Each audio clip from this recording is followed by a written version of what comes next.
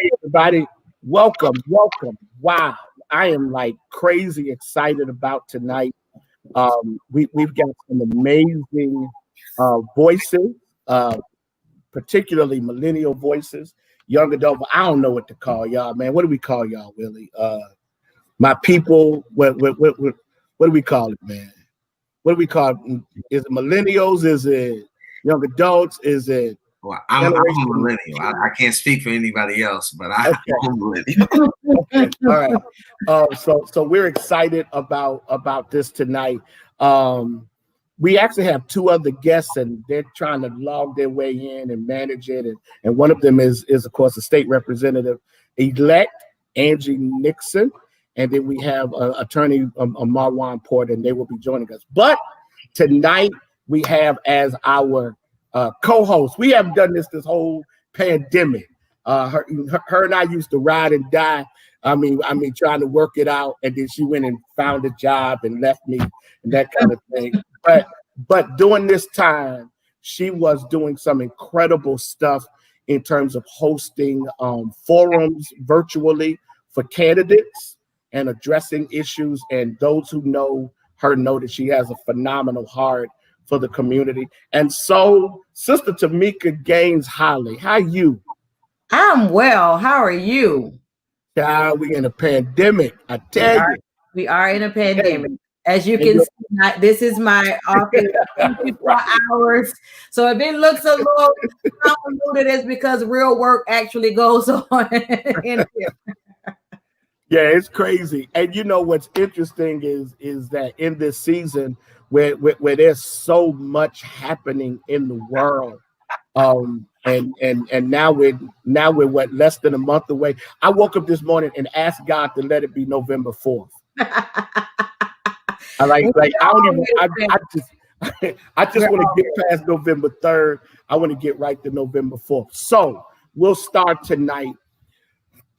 Tameka, as a co-host, what are your thoughts as we started to think about this kind of forum tonight? What are your thoughts? My thoughts are that this is a widely needed conversation because it is amazing that in 2020, the biggest issue on the ballot today is race. So we really need to have that conversation, not only with each other, but with the wider audience, to talk about what it means to align your voting choice with where your stance is on racism, systemic racism, and race in all of it. So this conversation, I think, is going to help to kind of formalize people's thoughts on race and voting today. And I think it's very much so needed. Willie, you just kind of tell us who you are. Just tell us. I mean, outside being my favorite little brother in the whole wide world, and being a newt, he's a newt to me. Can't you tell? He's a newt, right? Well, that's nice, because we need all the divine nines. Shout out to my sorors, Alpha Kappa Alpha Sorority Incorporated. We need all divine nines voting. So I'm happy to have a fellow brother on our panel that is representing for the Kappas. He is representing. Tell us who you are. Tell us what your passion is, and tell us how you got here. Cool. So thanks, Bishop. Thanks, Tameka, for gathering us today. I'm Willie Dwayne Francois the third. I pastor the Mount Zion Baptist Church, Pleasantville, New Jersey. I'm also the president of the Black Church Center for Justice and Equality, a theological think tank, a progressive policy advocacy organization based in DC. My pastoral activism takes shape around racial equity, economic justice, and criminal justice reform, some types of prison abolitionism, and man, I get here to social justice because I believe that I believe in the inherent good of Black churches for making democracy a real democracy. I believe that America is what it is. It is as good as America is. And it is not as good as it should be, but as good as America is, it is because of the agitation, because of the consistent presence. It's because of the ministry of erosion of Black Christians and Black churches that you don't have some of the monumental legislative achievements in this democracy without the agitation, without the resistance, without the revolutionary imagination of Black Christians, Black churches. And I believe that legacy and that lineage needs to be lived out today. And so, you know, how I get to that is, you know, I believe that there's a clear religious right in this country that is very clear on what their policy passions are, usually two of those policy passions. And I believe that it's time for a religious left, particularly a Black religious left, the Black prophetic tradition, to solidify and to be clear about what our policy passions are, rooted in our faith, around anti-poverty work, around anti-incarceration work, around anti-racism, and around anti-environmental exploitation. So, man, that's what I'm about, and you know, I'm glad to be a part of the convo. Yeah. Wow. Yeah, I know, right? Definitely a perspective that is needed. We appreciate that. Absolutely. Absolutely. Angie's back, Tameka. Did you work it out, State Representative-elect Nixon? Did you work it out? I'm trying to. I'm gonna figure it out. Bear with me. You have dial up. You must have dial up going on over here. So, well, let's try this. Tell us who you are, and I mean, just like tell us who you are. I don't. That's important tonight.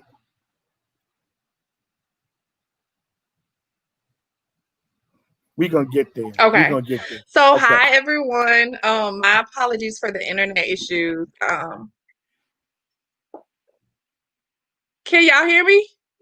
We can. And now. Okay, sorry. It's like this. I'll just go through it. So my name is Angie Nixon. I am a native of Jacksonville, born and raised here. I am a over 10-year community organizer, graduated from the University of Florida. I majored in political science. When I came home, my final semester, I actually interned with then City Councilwoman Mia Jones, where I learned firsthand the importance of civically engaged and what to be a really good public servant. After that, I went on and to get heavily involved in scenes. I was the deputy director of Alvin Brown's first campaign, getting him elected, and that opened up quite a few doors. Actually, I also ran for office. A lot of people remember. In 2008, I ran for city council after then City Councilwoman Mia Jones ran for state rep. One of the reasons I decided to run at the age of 24 was because the folks that were currently running for that seat weren't seeing to the issues of the younger community, and stepped in and changed the narrative and changed the conversation. So fast forward, after helping get Mayor Alvin Brown elected, I then went on to work with an organization called Florida New Majority. Now it's called New Florida Majority. I learned all about community organizing and the importance of building power. Never knew about these concepts or anything like that growing up here. So I realized that oftentimes communities we don't necessarily exercise our power like we used to back in the day. And so really working towards showing folks that the reason our areas, our communities are suffering was because of the systemic issues, and that we need to come together collectively and really flex our power, because there are really like two types of power. There's people power and there's money power. And unfortunately, again, communities of color don't really have that money as it relates to, like the 1% and everyone else. And so it's really important for us to come together and get involved. I'm currently serving as the higher education director for the Florida Public Services Union, in which I work to build power within the adjunct community. A lot of folks don't know, but adjunct faculty here in the state of Florida don't really get paid that much.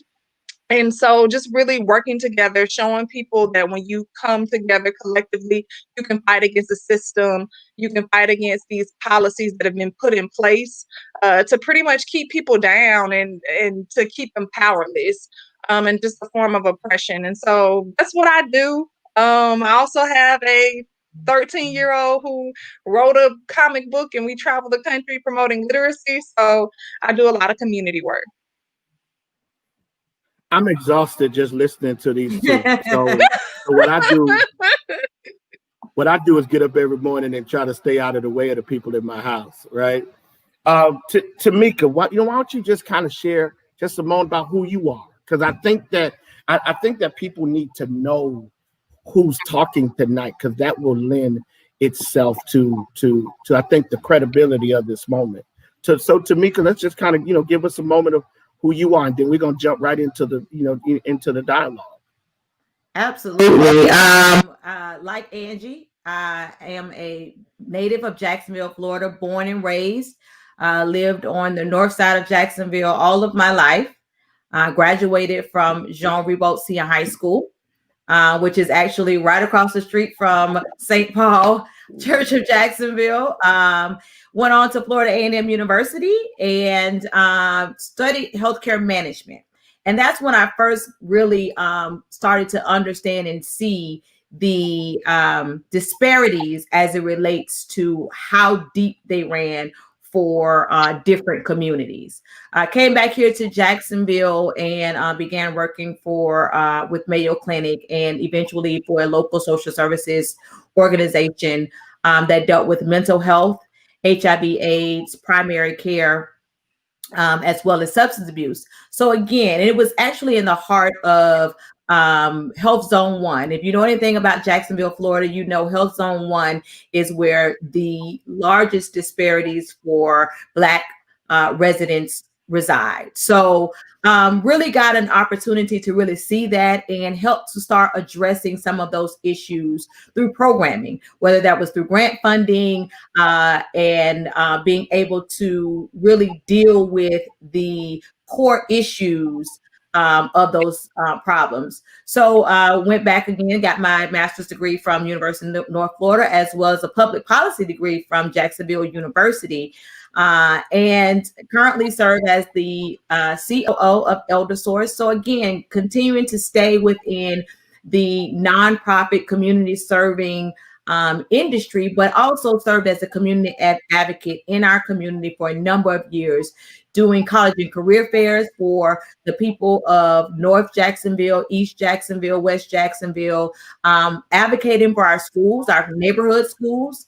And most recently, I ran for City Council District 8, which again is predominantly African-American population, residents, low income, disadvantaged communities also reside in those areas, and has always been a voice for the voiceless, making sure that the issues that plague our residents and our community remained on the front lines, and people understood not only that these are issues and challenges that our community face, but there are also solutions in place if we come together and we get a group of people, from our elected officials like Representative-elect Nixon, to our pastors in the community as Bishop Guns, to different community members. If we work together, that we can really begin to address the ills in our community. But we also need to be able to know what they are, research them, and have an understanding of the reasons why they exist, so that we can make sure we adequately address these systemic issues. So that's it's interesting, and that kind of leads us to our first question. And Willie, we'll start with you. Give us your understanding of racism historically and presently, and how it affects voting?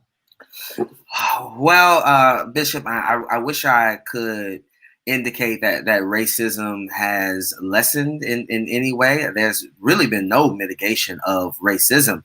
There have been changes in how racism manifests, but white supremacy has been very steady for the past more than 400 years. Really, if you think about 1526, when the first Africans arrived here and actually revolted and were never seen from again, thanks to the coalition between Africans and Native Americans, right? So when you think about these almost 500 years that Black folk have been here, the logic of anti-Blackness has been steady, right? The idea that Black people are not wholly deserving of equality, not wholly deserving of freedom, not wholly deserving of life, right? And so I kind of think it's a misnomer when we give America an out by saying that, well, at least we aren't what we used to be, because the reality is that one innocent Black life being denied life, one innocent Black child being denied a fair education, one innocent Black life not being provided for in terms of food security, housing security, is just as bad as any other form of slavery, right? But we have seen morphs in slavery, in racism, from the chattel arrangement of the antebellum period to the mass incarceration construct that we have now. And really what we've seen is that Black bodies went from being chattel as property to being criminal as prisoner, right? And this history of Black people transitioning from chattel as property to criminal as prisoner has a deep impact on what citizenship means, right? Because at the heart of citizenship is the right to vote. And the same way chattel as property were not allowed to participate in the political process, criminal as prisoner is also not allowed to participate in the political process in many states. I know your state is doing some work to mitigate that, and we salute you guys, although we do know that there are new ways that they are trying to disenfranchise the formerly incarcerated. But to be clear, the structures and the forms of racism have shifted, but the effect is still the same. The effect is still the same, because what we know is that Black people are still twice as likely to be unemployed as white people. We know that Black people, Black college graduates make less than white high school graduates. We know that the number of lynchings in its highest form is now on par with the number of unarmed Black people who have been killed in the past 40 years, right? And so while the language has changed and while the arrangements have changed, the idea of anti-Blackness is still very much alive in this nation. And we have to figure out what does it mean to amass Black political power in a way that begins the real eradication of white supremacy, because white supremacy is not just about N-words, it's not just about slurs, but white supremacy is about systems, it's about structures, but it's also about logic, how we think. And to be clear, and this is my last point on this, and to be clear, white supremacy also does live in Black and brown bodies. And so we have to figure out, how through the vote, how through new economic arrangements, how through radical community organizations like Black churches like yours, we start to do the work that changes white supremacy, not just in the hearts of white people, but changes white supremacy in the structures and systems of this nation, but also in the minds and the hearts of non-white people. Wow. That is a very, very, very good perspective on the topic here. Thank you, Dr. Francois. State Representative-elect Nixon, we pose the same question to you. What do you feel present the present challenges as it relates to race and voting and social justice today? As Dr. Francois pointed out, you know, the challenges that we face are not new with voter suppression and other things.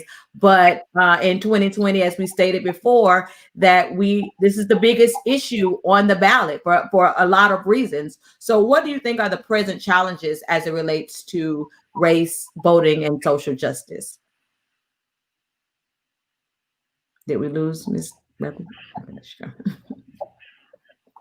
I'm guessing that's for me. There is another lag. So I agree with what Dr. Francois said on what he stated. And so I think a lot of things happen. Some of the presidents and millennials and then the younger generation, they often believe that they don't have power. They believe that their vote doesn't necessarily matter.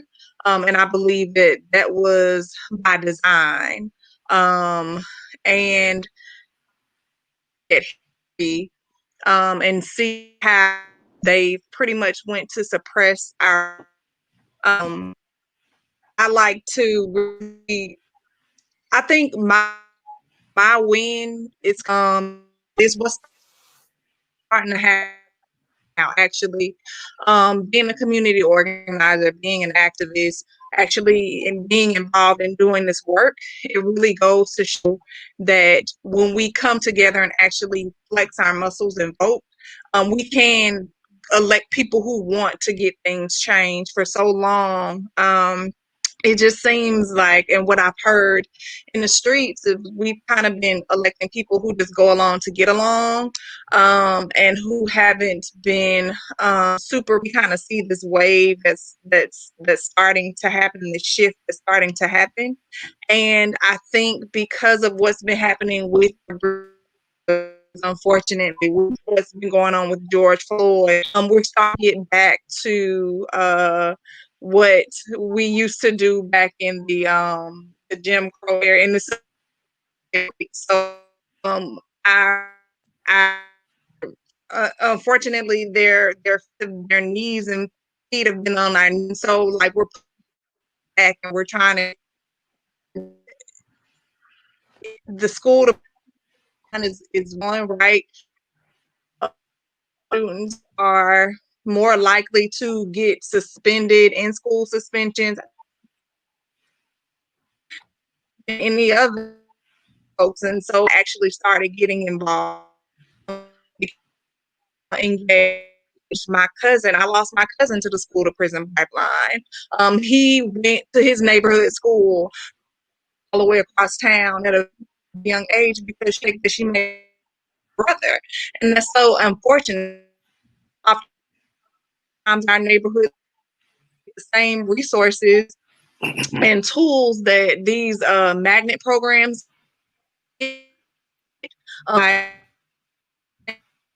college prep, but the neighborhood school, why? The neighborhood students didn't even have access to that school because they didn't take Algebra 1 in middle school, right? Because their neighborhood schools did not offer that.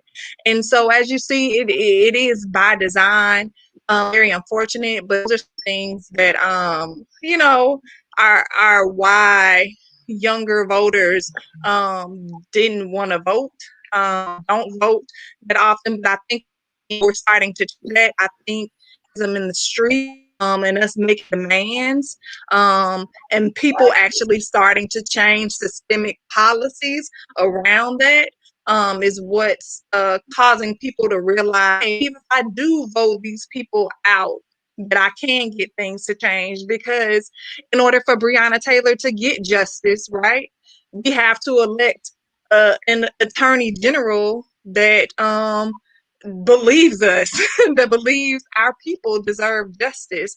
And so it's really important for us to show folks, to show this younger generation that's their power in voting. Let's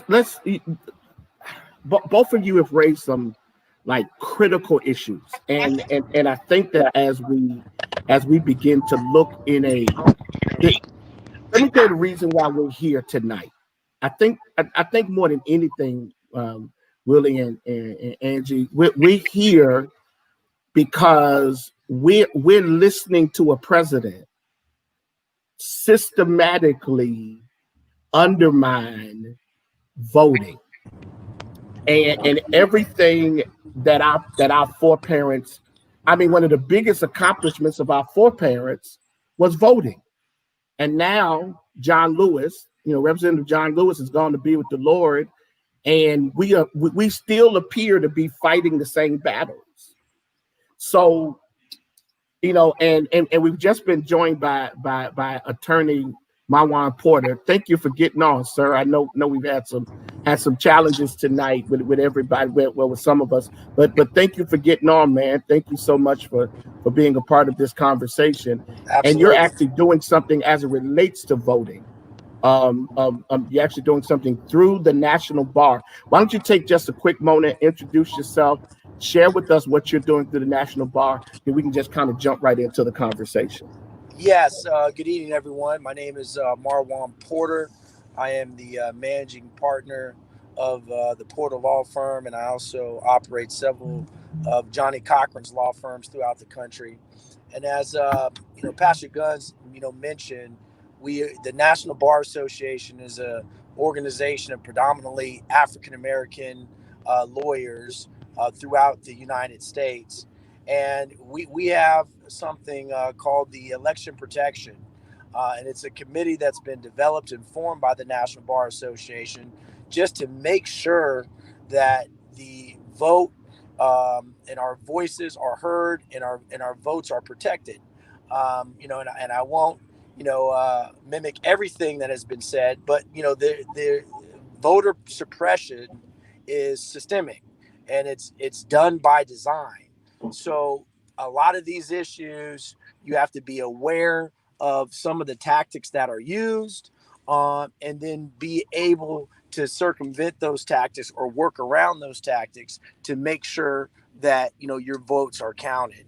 And so, and it starts with education. It starts with a conversation, the conversation that we're having right now, in order for everyone to be educated and informed, so that we do exercise our rights to vote, and so our voices are heard. So we have thousands of lawyers right now deployed throughout the country, who will be at the polls on election day, who are doing everything that they can to make sure that people will register to vote, and to make sure that individuals who even have lost some of their voting rights, that their voting rights are restored. Again, there's a lot of tricks that go into this, and we are trying to do our part as attorneys to make sure that everyone's votes are protected. And so that's just a little intro, but it takes a village, and it takes education, and it takes everything that you all are doing to make sure that come election day, we make sure that our votes are counted and our voices are heard. Let me Tameka, I mean, you and I kind of, you and I've seen a whole lot in this city. Willie, you really said something that really like spoke to me. The whole issue that there may be in us the kind of thought process that actually encourages voter suppression in the way we as people, Black and brown people, think in terms of, I mean, what does that mean? And Tameka,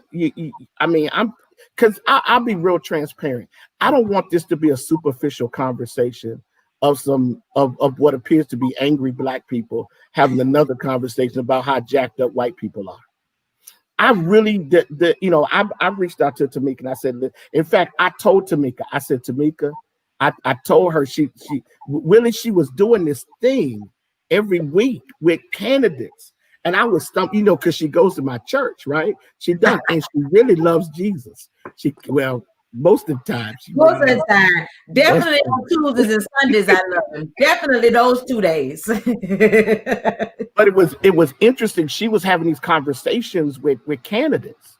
And I think she even did one with Angie. And the thing that messed me up as I listened to the conversations is the conversations was trying to crack this hard shell of ignorance. And Marwan hopping on this education thing for a minute. How did this whole you raised something that I think we've got to at least look at? Is the issue just white folk, or do we have our own systemic challenges that we need to address so that we can expose what they do? Or did I miss that point? Tell me, take me where you were going with that. Yeah. Well, one is race. You know, to be racist is to be a fish in water, right? Because racism, white supremacy is so diffuse. It's everywhere, right? We're soaked in it. It's like it is to ask someone if they're racist is almost like asking a fish if it's wet, right?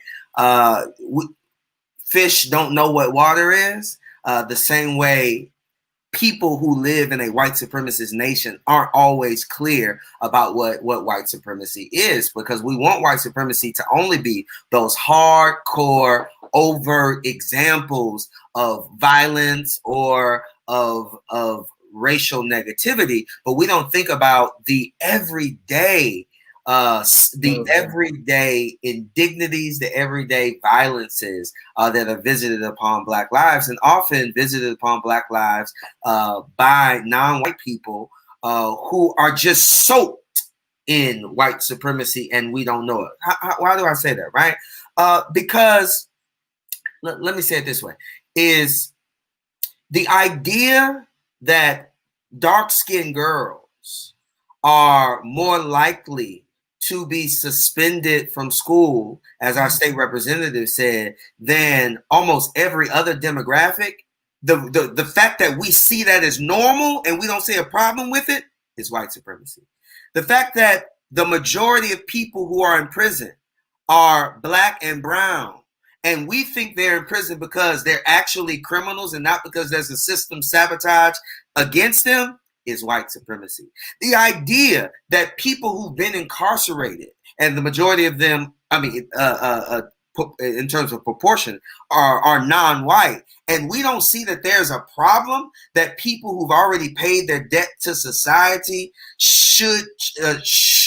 can't vote, that we don't see a problem with the fact that all of these Black returning citizens and formerly incarcerated persons can't vote because they have a record, and we don't see a problem with that. That's white supremacy, right? And it's not that it's not, because white supremacy is not about hatred of Black people. It is about the normalization of Black disinheritance and the normalization of white superiority or white dominance or white power, right? And so when I'm talking about it living within us, I'm not talking about the kind of the myth of Black on Black violence, as if most people who are murdered or harmed are murdered and harmed by people who look like them. No, I'm not talking about the myth of Black on Black violence. I'm talking about the everyday ways we have normalized Black disinheritance, Black oppression, as if there's nothing to it, as if that's just how things are. Why is that? Because white supremacy, the idea of whiteness,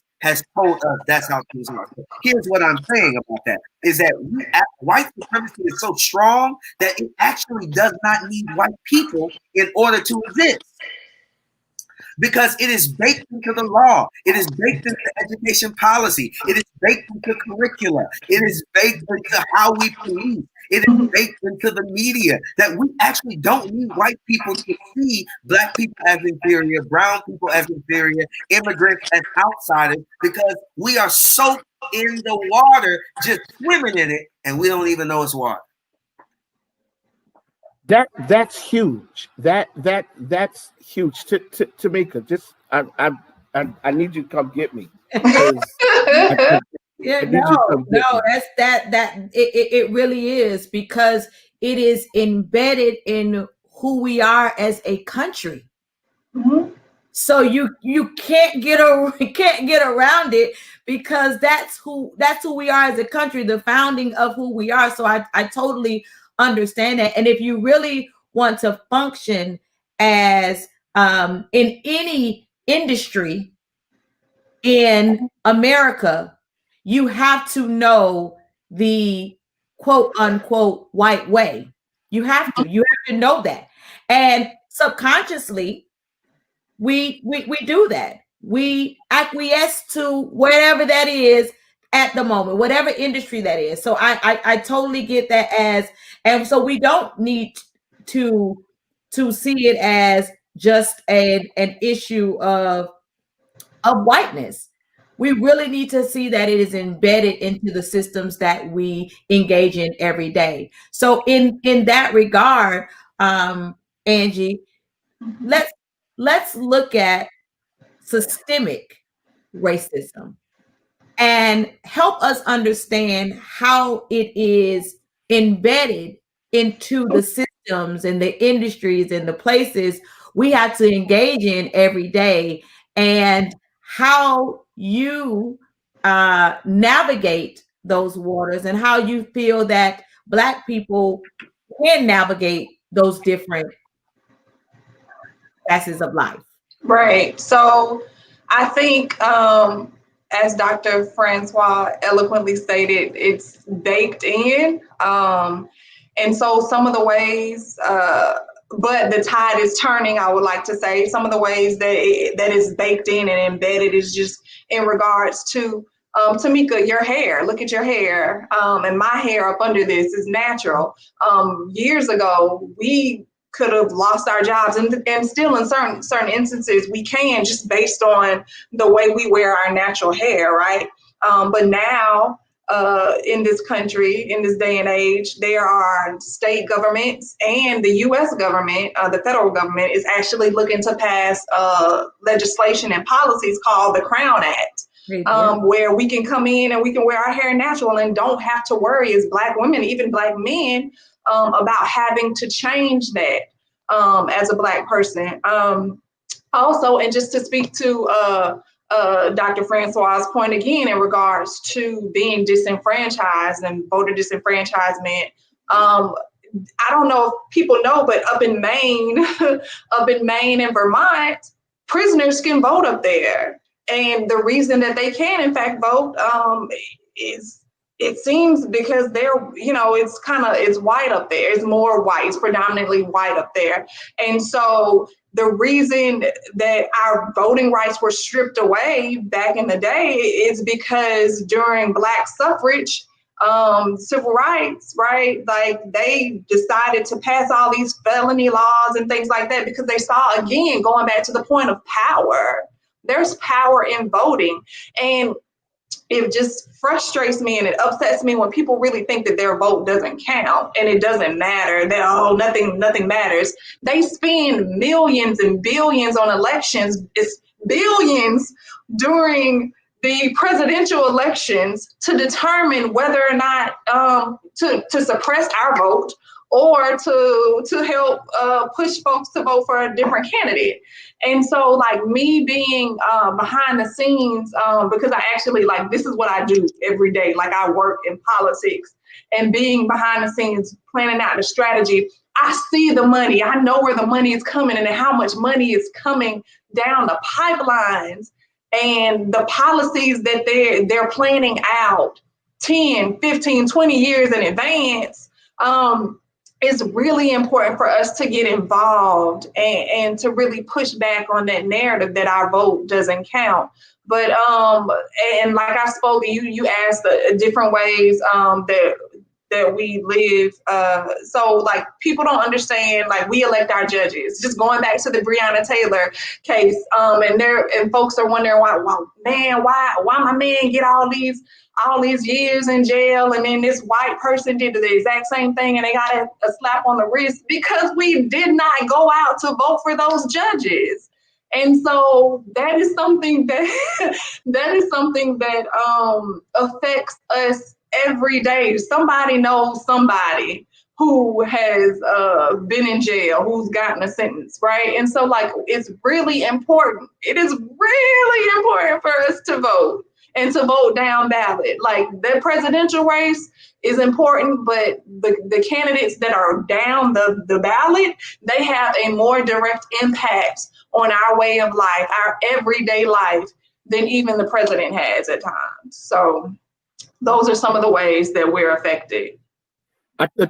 Attorney Porter, we have a question. The question is, as an attorney and community leaders, could you speak to, I don't even like pronouncing his name, the governor of Florida and his present day Jim Crow ways on former felons and paying fines before voting? Give us, Marwan, your interpretation of not only that, but just kind of give us your interpretation as a lawyer as to how these systems work to suppress the vote of people of color.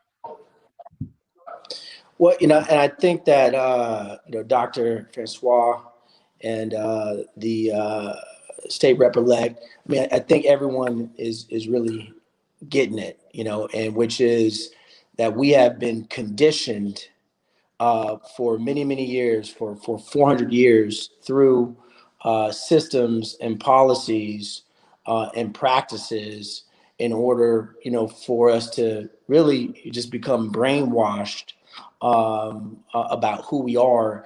And it's not necessarily, in my opinion, about, living in whiteness and having to live in whiteness, but it's more about not embracing blackness and not embracing how strong we are as a community if we collaborate with one another. We wear, my last name is Porter, right?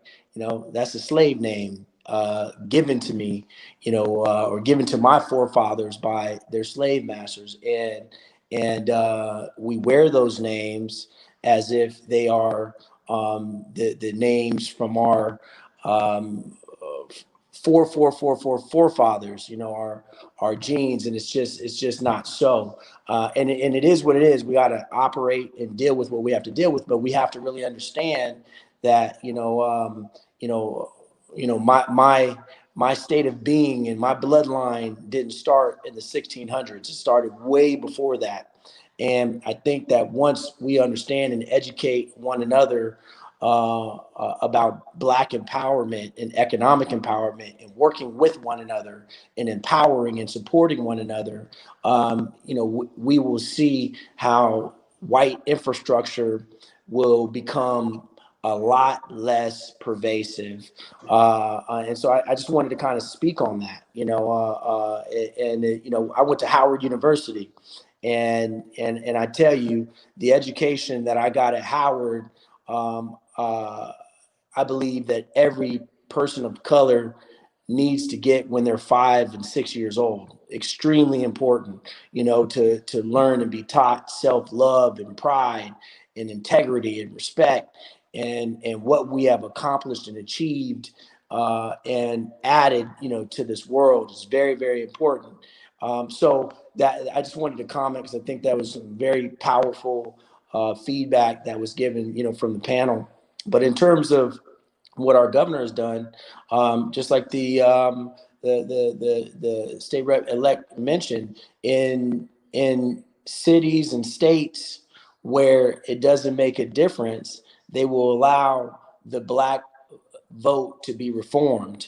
Well, in Florida, there are enough of us to make a huge difference. And in order to prevent that difference from coming to fruition, you got to suppress it.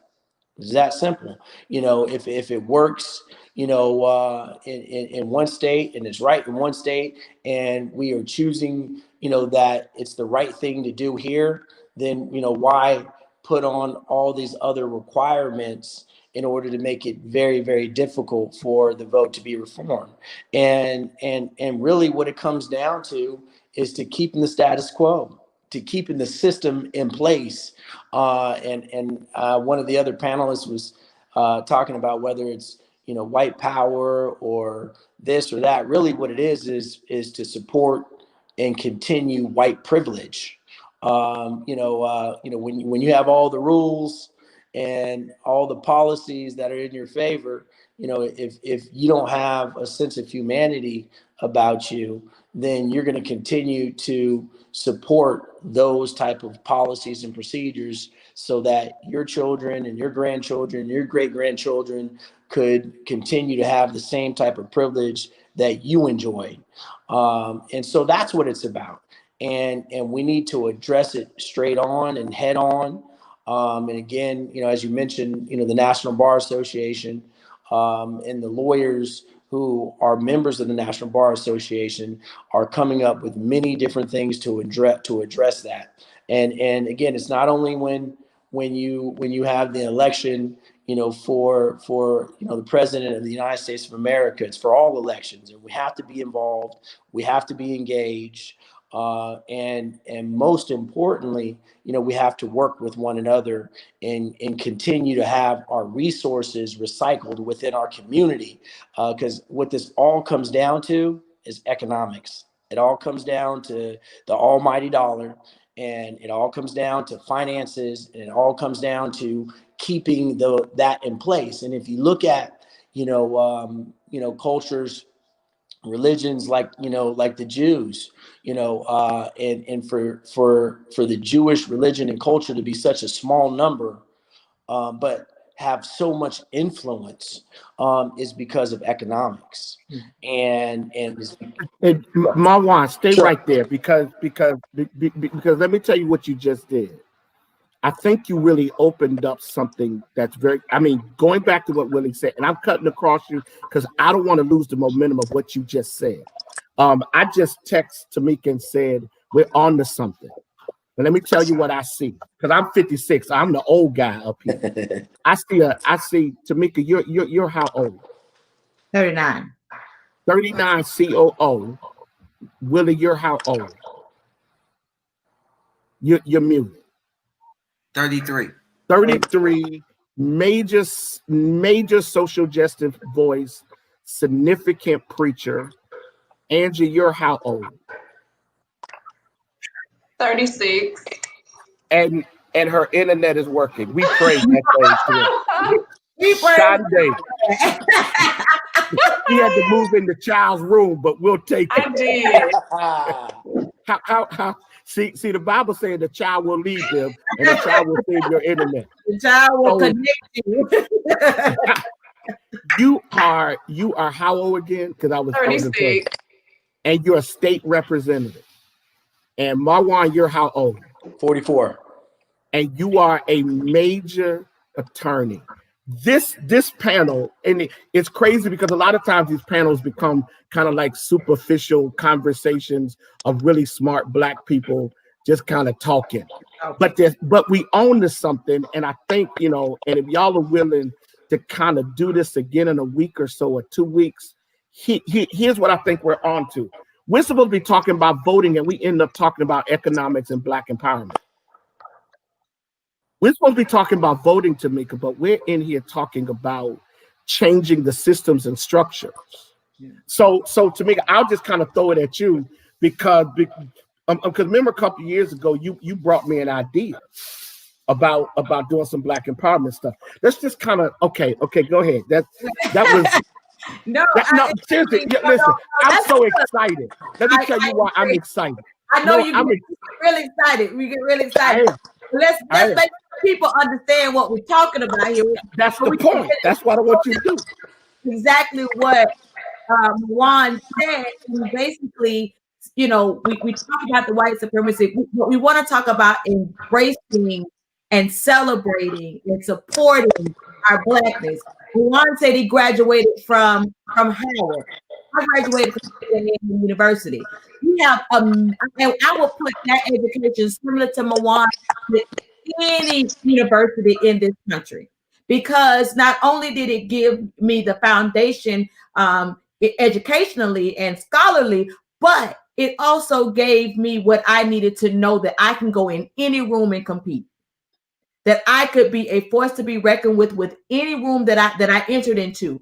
And that's the beauty of an HBCU. So when we talk about education, and Angie talked about her cousin and even the magnet model. And again, I have nothing against magnet models, but our neighborhood schools, those who other young people can't go other places and they are right there in our neighborhoods. They need that same level of education, and we need those instructors and those teachers in there that look like them to also not only teach them, but also teach them their self-worth and their self-value. But we need that all over. We need elected officials. We need preachers and pastors. We need attorneys in these sections. I took my mother to a doctor's appointment this week, and I called my sister who is a doctor, and I had to close my mouth because the medical doctor that I was talking to, I felt was talking down on us and not explaining. I asked the same, you know me, I ask questions all over every which way so I can understand exactly what you're saying. And I went back to the website to look on the website to say, okay, is there someone else that we can see? And there was not one Black doctor in that practice. And there was about 12. So as we talk about this in the Black empowerment, and that is the way we start to address the systemic racism, in my opinion, in our lives. That we understand that it exists, and it existed since this country was founded. So in essence, we can't really continue to focus on that. If we turn the focus, as State Representative Nixon said, Dr. Francois, Attorney Porter said, and really start to support individuals that are in place to move us forward and move the needle on our issues, if that's through client relationships, if that's through congregations, if that's through electing people, that's what we have to start doing. And I think you're absolutely right, Bishop, and the rest of the panel, that's the secret to the conversation on systemic racism. We have to love. So we got 20 minutes to fix the nation. We got like 20 minutes. It's like we're gonna go to 9:15. We got 20 minutes to fix it. One, because I'm hungry, but we got 20 minutes to fix the nation. Now I want to encourage that we do this at least one more time before the election. And here's why. Because I think that we're scratching at something. Willie and I was on some stuff much earlier in this whole pandemic. Remember, we did all that racism stuff, and he said some stuff that made me really not like him, because he's not supposed to be that much younger than me and wiser than me. So I really kind of like didn't talk to him for like a week, right? But and Porter, we've been talking for a minute, man, just kind of talking about community development, and I don't want to talk about Angie and Tameka, because they may be young people, but they're old souls, and they've been at this fight a minute. What is the messaging we need to give our community? And Tameka, you can pick up the question, because but what is the messaging, Willie, we supposed to be giving our community to begin to shift some of this stuff? I mean, what do we need to be saying and doing? And Tameka, I start thinking about this stuff, when I get ready to preach sermons. Like, what is the messaging we're supposed to be giving as an attorney, as a state rep, as a nonprofit guru, as a pastor, as an activist, as a community organizer? What is the messaging we're supposed to be giving? Philip Emmanuel, he works for First Coast. He said this message is going to be heard tonight on First Coast News. That'll be great. Okay, what is the messaging of this season? What is it? Tell me, please. Help us. Fix us in 19 minutes. I think we've all said it in our different ways, and I'll definitely let our panel do it. But again, we own the message. We shift the message. State Representative-elect Angie Nixon was elected on a message of power to the people, and understanding she would be the voice to a consistent voice to be the change and to support the issues of disadvantaged and marginalized people. So, I think we have to start the empowerment message and really support the people in place that are doing the work and are addressing the issues of our community. Right. To Tameka's point, yes, I ran on power to the people. I ran on flourishing. My campaign motto was let's flourish. And so getting what we deserve, getting those broken promises that were made for us. And I think we should just really push out, like, we have to build power in our communities. Power will help us. We need economic power, right? We need education power, and just power in general. And we're going to use the power for good, to really uplift and empower, and to improve and enhance the quality of life of the residents in our communities. So power, I'm always preaching power. Ever since I learned that term and learned all about it, and I'm still learning, right? That's what I've been pushing, because what we see now is all these really oppressive policies that are starting to come down the pipeline with what Governor DeSantis just issued. He said he wanted to push back in regards to the protest and everything. But in the history books I read, this country was founded on protest, but that's neither here nor there. So just really building power. And so, like, we just have to show that if we come together, like, we can change things. And so I'm going to continue to push power and building power for our communities. Willie. I think that this power concept, right, is so important because and it's not because of Black voter, like a limitation in Black voter turnout. I think Black voter turnout, it decreased in 2016. But if we want to be honest about Black voter turnout, is that we're still some of the highest level voters in the country, right? As a voting bloc, Black folk vote, and so this myth that Black people don't vote is actually just not true. Americans don't vote, right? But Black people don't vote at a significantly less level than white people. Like, and that's the myth, is that Black people aren't voting. And we got to be clear that Black votes are what changed this country. I said it, maybe it was in this context, but I'll say it again, is that you don't have the Voting Rights Act of 65. You don't have the Voting Rights Act of 65. You don't have the Civil Rights Act of 64. You don't have the Fair Housing Act of 68 without Black church folks showing up at polls, but also pouring into streets, right? That's just clear. But since we've been given the franchise, and we're talking about 60 plus years that we've had the franchise, that we've actually been able to vote, is that Black votes have always increased, right? And no, in 2016 we didn't see Obama 08 or Obama 12 levels, but they were still really high levels of voter turnout because, to be honest, white voter turnout was low. In 2016, and we got to tell that story. And so the issue is not simply about, in terms of building Black power, it's not simply about Black voter turnout. It's actually about post-election accountability. When are we going to actually put pressure on the people that we send to office, right? Dems know they can depend on the Black vote. They know it, right?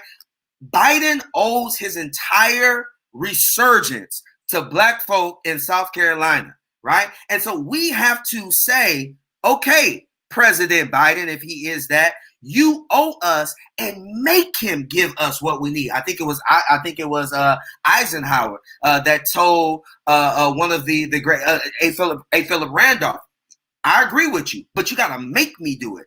That's what we do to build power. It ain't just about showing up on the 3rd of November. It's like, what are we going to do on January 22nd, 2021 to make sure that Biden knows that these votes didn't come cheap, right? And so we got to talk about Black power in terms of Black voter turnout, yes, but also post-election accountability, and let them know that you are always, every day you're in office, you are working on your next election, because your pink slip might be at the next election if you don't deliver on what Black people ask you to deliver on. Yep. Well, I'll say that needs to be not only at the presidential level, but at the state level, at the local level, because people need to know that they are accountable to the people, to somebody. You are accountable, and that you are absolutely right. That's where we get comfortable in that. And I will say that is a part of a strategy, and we know that all of these things work together for. I ain't trying to be preaching, but they all work together so that we can really move that needle. So I totally agree that, but I want to make sure everybody know that they can be replaced in the Florida State House, in Council. Just not you, Andrew, but I'm just saying. Well, I can be replaced too, though. So and that's what I ran on, right? The fact that I want them to hold me accountable. The fact that I was going to, if I won, which I'm happy I did, and so now since I won, I'm going to move the office, my district office, back into the district. That was just wild to me. We should have elected officials that want to hear from their constituents and from the residents there. And so, yes, Dr. Francois, we have to hold folks accountable. And being a community organizer, that's what we work to do. And, because look at all these policy changes that are happening regarding criminal justice reform, right? They didn't even happen at the ballot box. They happened outside of election season or what have you. And they were holding people accountable and taking it to the streets and really rallying the community. And that's what we have to do. And also we have to realize that, oftentimes our elected officials are in the minority. Black elected officials are in the minority where they are. So I'm coming in a minority as a Democrat in the state house. And so we need the community across the state, not just in my district, but we need the community across the state, residents, to help us get legislation passed that will benefit our district. And so it's really important to get the community members engaged. We really do have to stay engaged year round, not just at the voting booth, like Dr. Francois stated earlier. He had to jump off for a 9 o'clock recording, so that's why he's no longer on. But I can jump in there too, Pastor Guns. Please, Attorney Porter. So yeah. So I think we're hitting some very key elements. Power, empowerment. And then the question really becomes is what creates that power and what brings to fruition empowerment. And in my opinion, it's that almighty dollar. It comes down to economics. And in terms of even holding our elected officials accountable, maybe it's sad to say, but economics, financial influence is one heck of a motivator. And the cool thing about it and the exciting thing about it is that we have all the power and all the influence and all the economic potential we need right among ourselves. It's the church, has been around for 300 years. It is a foundation and a strong foundation for our communities. And all we need to do is collaborate and create the mentality. And it all starts from a mentality. Your mentality dictates your conduct dictates results. And so we need to work on the mentality, and the mentality that we need to have is, okay, how do we collaborate with one another to make some money together? And once we start asking those questions, once we start lending our creativity to that, once we understand that is what will allow us to change things from a social standpoint, will allow us to build our own schools or build schools and pay teachers to teach the things that we believe are important and that will empower our youth. I think that's how you're going to see change. And, I'm not talking about what I think, I'm talking about what I know. And because I've implemented that, it started at Howard University in understanding that there are certain people in this world, because of the mere fact that they look like me, are going to support me. And I have been very strategic in placing myself in environments whereby the base of individuals in those communities have a vested interest in my success, because my success means a easier plight, an easier road for their children and for them. And it's just something that it is what it is. There are good white, good blacks, bad white, bad black, and everything in between. But there is a commonality. There's something that, based on race alone, gives us a common thread and gives us a common set of experiences that certain individuals just don't care about. It's just, it is what it is. I have a very, very close people in my life who are Jewish, and I watch them very closely. And until that occurred, the lenses and my concern about the Israel, Middle East conflict just wasn't that significant.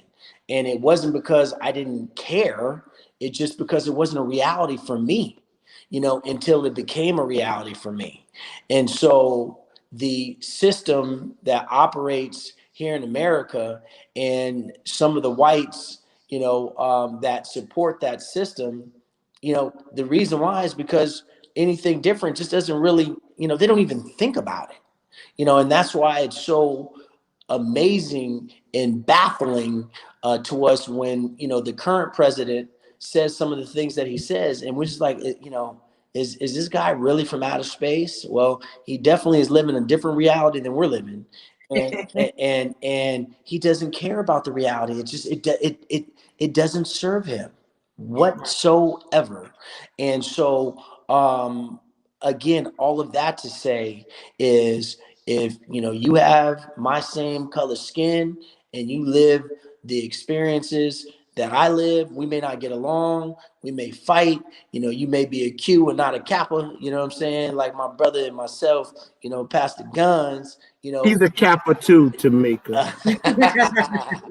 but, I think I did this psychologically and loaded it. But at the end of the day, we are all members of the same struggle, and the way we're going to get through it is together. And it's so, and again, I'm 44, so I'm right behind you, Pastor, and it's so good seeing these young brothers and sisters. It's like, man, and I told myself, I said, Marwan, you got to step it up, because now you're OG and people are depending, they're depending on you now. And for me, I still think I'm 19. You see I got my dread going too, and and look, and Pastor Gunn's still trying to he's trying to let that one marinate and digest, you know what I'm saying? But look, I said, you know what we call this? Success. I do what I want to do because I know how to collaborate with my people, and I depend on my people, rather than depending on some other people who gonna judge me for whatever. It doesn't matter. Now they're irrelevant. And when you hear all these beautiful words coming out of my mouth, my subjects and verbs agree. I'm more articulate, more educated than your president. I got better degrees. I passed a few different bars. May rest in peace, the young Kennedy. He failed the New York bar. I passed New York my first time that I came to Florida. So we could go there in any which way you want to go as well. And then if you want me to say it in a different language, I could do that too. So the reality of it is that we have commonalities, and we have to support one another. Not only support, we have to consciously collaborate. State rep, and we have to. And when opportunities come, that will help us, let's call it a spade a spade. You see Morgan. Let me jump in right now. Go ahead. Let me jump in because we got 3 minutes. Okay, we got 3 minutes, and we got to solve the world in 3 minutes. We got to solve America, or Tameka, we got to come back in a week or so and do it again, right? So Tameka, as always, amazing co-host. You get the final word tonight. You get the final word. Okay. You get the final word tonight. The final word is that we are a powerful people, and we recognize that because of the fact of all of the challenges and all of the obstacles that are put in our way each and every day, and each and every day we overcome them. So we need to understand what that power is and where it exists. And as you've heard from all of our panelists, that there are ways we can start to harvest and harness this particular power. We can, one, make sure that we understand the power exists. Two, that we begin to engage others to understand and educate them on the power that exists. That we begin to collaborate and support each other, and we really embrace our Blackness. Yes, we are part of this world. We understand how it was founded and how it operates. But we do have a place. We have a powerful place here in America. And it's how we begin to really embrace that, make sure that we're holding each other accountable first. Before we can go out and hold someone else accountable, let's hold ourselves accountable, and then make sure that they know, and especially our elected officials, that the power is indeed for the people and in the people. So as we continue to build this system of accountability, this system of power, this system of education, engagement, empowerment, we have to know that we have to do it together. And I think we have a lot of people who are very skilled amongst us. We have a state rep elect here. We have an attorney here. We have bishops and pastors. We have nonprofit executives. We have realtors. We have doctors. We have bankers, mortgage. We have all of these things within our community. And because they know our struggles and there's commonalities, we can work together to make change and make sure that we continue to move the needle in our communities and in our own lives. So that's the word. We're going to do that. I want to say thank you to all of you. Attorney Porter is doing some incredible work. I've been able to partner with him, and you all ought to look him up. He's doing some serious work to make a difference. Our state rep elect, wow, thank you. Young sister ain't afraid to fight. She's been fighting a long time. As always, huh? She from my creek. Oh Lord, I can see why. I can see why. And of course, always thank you, Tameka. I am honored to be able to do these kinds of things. We're building out content to impact and empower. One of the things I think we need to discuss, and we'll look at how do we do that, is this whole idea of post-election accountability. I think we've got to ask the other question is, when the election is over, what do we require of not just elected officials, but what do we require of each other? And so thank you all for making this happen. And thank you again. And we got to have some more conversation. Yes, ma'am. There's the Melanin Market is going on November 27th at 8 Philip Randolph Boulevard. There'll be over 75 Black business owners at the Melanin Market on November 27th, and it will be on 8 Philip Randolph. So you'll see more information about that. But it's over 75 Black business owners will be there. So that's one way that we can begin to support. And of course, we do have elections coming up November 3rd. 2020. So you can do mail-in ballots. You can do early voting, and you can do. Please don't wait the day of the election, because so many things happen the day of the election. But we want to make sure that you understand that your vote matters. And in 2020, the number one issue on this ballot is race. Mm-hmm.